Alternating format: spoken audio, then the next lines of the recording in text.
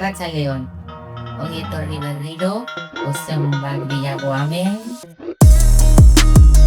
Eta gaur, kanu dugu hemen, eta hitz egingo digu Saharaui emakumeen errealitatea. Me gusta siempre preguntar, ¿quién es aquí habéis tenido contacto directo o conocimiento con respecto al conflicto, ¿no? Del Sahara Occidental? ¿Podéis levantar la mano? Vale.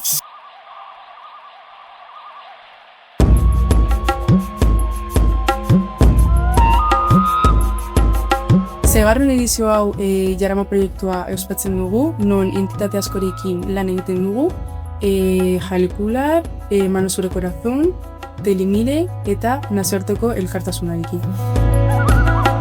Es la primera vez que Manos sobre Corazón organiza Jarama África y es un trabajo de diversidad, de amor.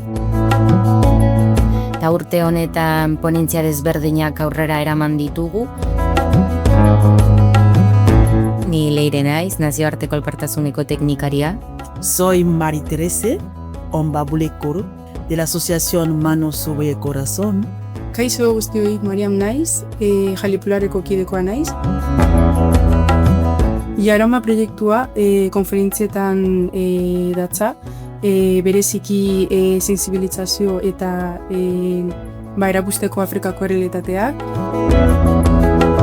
Afrikako eta Euskadiko errealitateak gero eta hurbilago dauzkagu eta guretzat oso garrantzitsua da gai hauek Gasteizera kasu honetan ekartzea.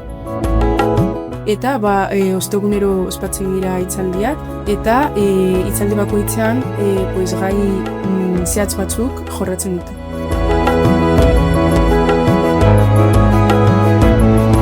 Adibidez, lehenengo ponentea da gauko menan zen, Canarias Unibertsitateko irakaslea. Historialaria da eta Afrikako errealitatei buruz historiaren arloan zegin zuen.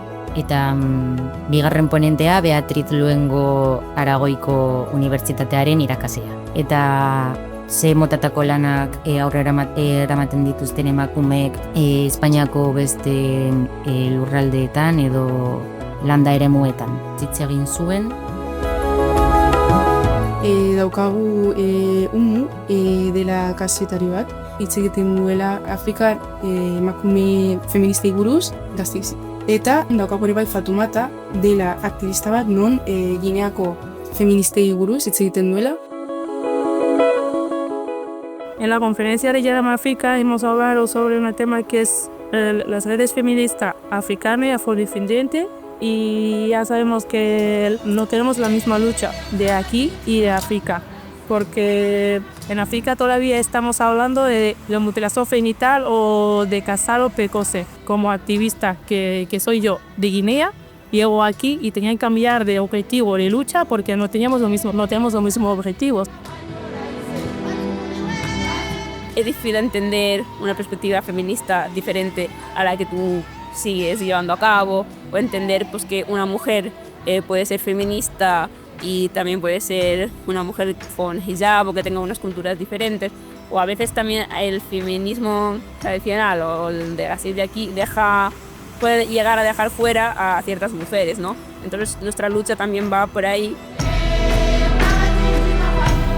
Cuando no tienes un país todavía, no sientes que solo estás luchando por liberar el territorio que te pertenece.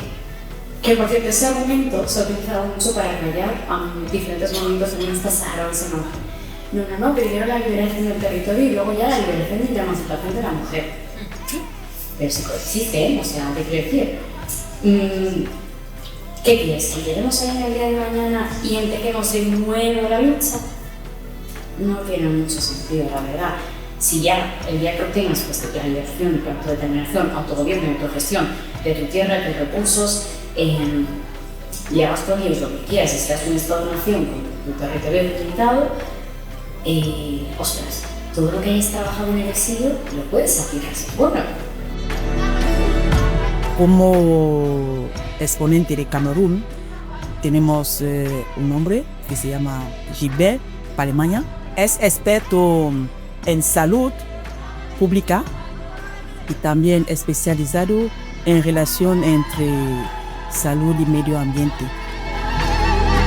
Ponentzaz aparte, beste zenbait ekintza aurrera eramaten ditugu etorritako ponente batzuekin, adibidez eskoletara hurbiltzen gara beraien gaiak azaltzeko, adibidez Fatumata Koldo Mitxelena Institutora hurbildu zen egitera, eta horrek interes handia piztu zuen gazteen artean.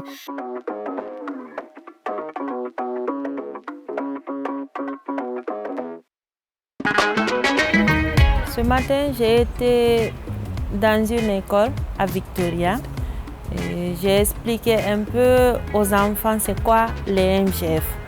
Pourquoi je dois expliquer ça? Vu qu'eux, ils ne connaissent pas et ils ne seront jamais victimes de ça.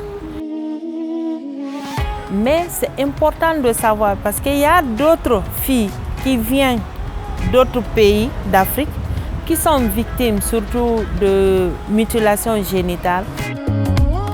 C'est important qu'ils connaissent c'est quoi la mutilation pour pouvoir accompagner ces filles-là.